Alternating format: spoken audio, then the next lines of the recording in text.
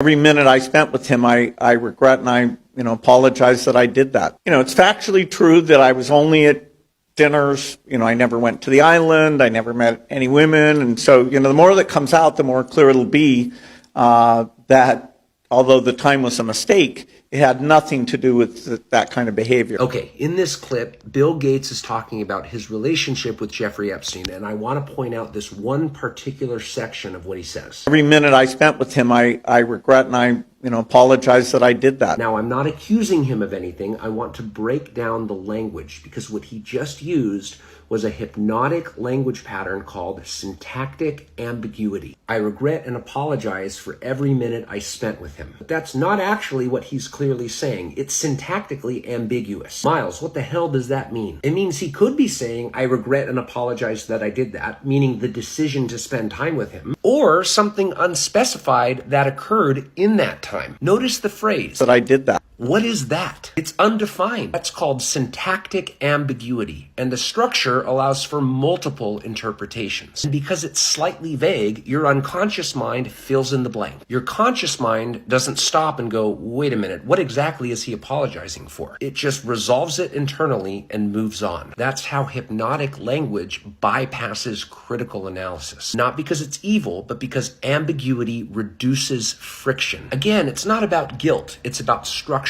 Language always carries assumptions inside it. Now, here's why this matters. Because language patterns are just tools. The same structure that can soften accountability can also reduce resistance in sales conversations, inspire belief in a keynote speech, help someone project their own success, strengthen positioning under pressure. A tool is not good or bad. The intention of the person using it is. Here's a way I would use syntactic ambiguity with my clients. I might say something like, as you continue to step into the greatest version of yourself. Notice where you just went inside your own mind. I didn't tell you where to go specifically, but your unconscious mind filled in the blank. That's influence, that's hypnosis, that's leadership through language. So the real takeaway isn't about Bill Gates, it's this. When you listen carefully, structure reveals more than content. And when you learn to use language intentionally, you don't just communicate, you shape perception.